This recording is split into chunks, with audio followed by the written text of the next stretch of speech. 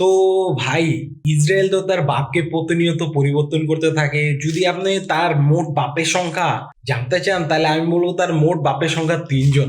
প্রথম হলো Britain. Britain ইসরায়েলের প্রতিষ্ঠার ক্ষেত্রে গুরুত্বপূর্ণ ভূমিকা পালন করে, এবং কি ব্রিটেনের কারণে ইসরায়েল আজকে যে ভূখণ্ড আছে, সেই ভূখণ্ডে এখনো তারা স্থায়ী আছে। আর তার দ্বিতীয় বাপ হলো ফ্রান্স। ফ্রান্সের সাথে তার এত মনে করেন যে গভীর সম্পর্ক ছিল এক সময়, যার কারণে ফ্রান্সের থেকে তারা নিউক্লিয়ার প্রযুক্তি নিয়েছে। মনে করেন নিউক্লিয়ার প্রযুক্তি নেওয়ার পরে আজ পর্যন্ত যে নিউক্লিয়ার প্রযুক্তি ইসরায়েল ব্যবহার করে, এই নিউক্লিয়ার প্রযুক্তিটি ফ্রান্সের। তার পরবর্তীতে মানে তিন নাম্বার বাপ হলো আমেরিকা। মানে যত সুবিধা ছিল সব আমেরিকার কাছ থেকে নিছে। এমনকি আমেরিকার যে আপনার প্রধানমন্ত্রী থেকে শুরু করে যত ধরনের রাজনীতিবিদ আছে, বিরোধী দলীয় রাজনীতিবিদ বা সরকার পক্ষ রাজনীতিবিদ, সবাইকেই রাজনৈতিক আপনার প্রচারণায় $100 বিলিয়ন করে দেয়। মানে দুই দলকে $100 বিলিয়ন করে দেয়, যার কারণে আমেরিকার ভিতরে বিশেষ একটা প্রভাব চলে আসে ইসরায়েলে। আর ইসরায়েলের যে মোসাদ, এদের তো ভাই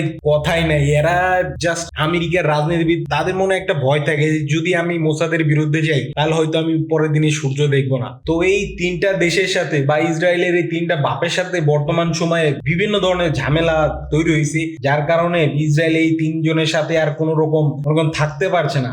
ফ্রান্স, ব্রিটেন, এরা তো ইসরায়েল থেকে আগে অনেক দূরে সরে গেছে। বর্তমানে আমেরিকাও দেখে মনে হইতেছে আমেরিকাও ধীরে ধীরে দূরে সরে যাইব। তো এখন ইসরায়েল কি করবে? এখন ইসরায়েল আর বাপ বানাইতে চাইতেছে না, এখন সে বানাইতে চাইতেছে স্ত্রী, যার কারণে সে এখন ভারতকে বেছে নিছে।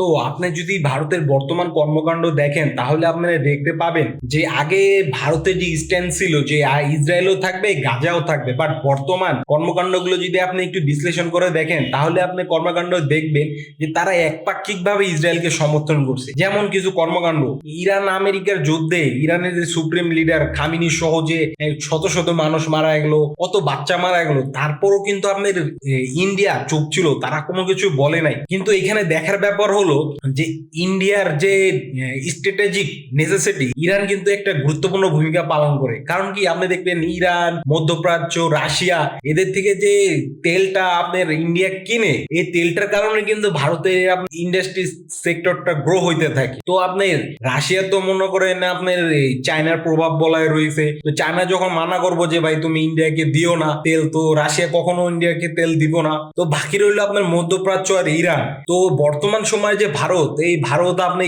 ইরান আর মধ্যপ্রাচ্যের থেকে মনে করেন যে একেবারে আউট হয়ে গেছে। হ্যাঁ, এই দুই জায়গায় তার খেলার মতো কোনো স্পেসই নেই।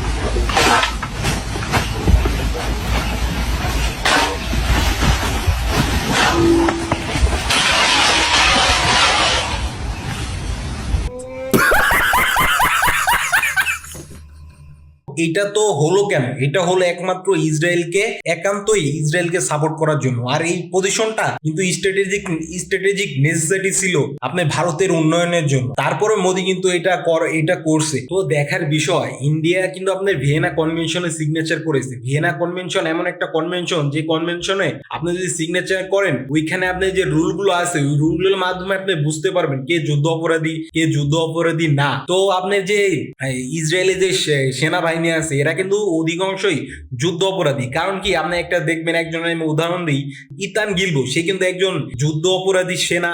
সে গাজাবাসীদের হত্যাকাণ্ডের পরে ওইখানেই স্পটে আপনি সেলিব্রেশন করে ফেসবুকে, সোশ্যাল মিডিয়ায়, বিভিন্ন জায়গায় সে পোস্ট দিয়ে দেখায় যে দেখো আমি গাজাবাসীদের মেরে ফেলছি, বিভিন্ন ধরনের কর্মকাণ্ড করে। তো সে কিন্তু একজন যুদ্ধ অপরাধী। তো ইসরায়েলের যে সেনাবাহিনীর যে সদস্যরা, তাদের জন্য কিন্তু আপনার ইন্ডিয়া সেফ হেভেন। এখন ইন্ডিয়া সেফ হেভেন বলার কারণ কি, যে মোদি মোদী সরকার সে কিন্তু একপাক্ষিক ভাবে আপনার ইসরায়েলকে সাপোর্ট করছে। এখন যার কারণে এই সেনা সদস্যগুলা আপনি পৃথিবীতে তারা তো কোনো জায়গায় যাইতে পারবে না, ছুটি কাটাইতে যাইতে পারবে না, সব দেশে তাদেরকে প্রায় রিস্ক করে ফেলছে, নিষিদ্ধ করে ফেলছে যে এখানে ইসরায়েলি কোনো সদস্য আসা বন্ধ। কিন্তু ভারত এমন একটা দেশ যে ভারতের সরকার, বর্তমান সরকার সে অ্যালাউ করে দিয়েছে যে ইসরায়েলি যত সৈন্যরা আছে তোমরা ভারতে আসবে, তোমাদের ভারতে ওয়েলকাম। সে ইসরায়েলি সৈন্যরা ভারতে এসে মজ মাস্তি আপনার আড্ডা পার্টি মনে করেন এমন কোনো কর্মকাণ্ড নাই যে তারা করে নাই। তো আমার মনে হয় ইসরায়েলি যে ইন্টেলিজেন্স এজেন্সি আছে মোসাদ, এই মোসাদের কাছে ভারতের বড় বড় রাজনীতিবিদ বা বড় বড় মাথা এরা আপনি ট্র্যাপ হয়ে গেছে এবং কি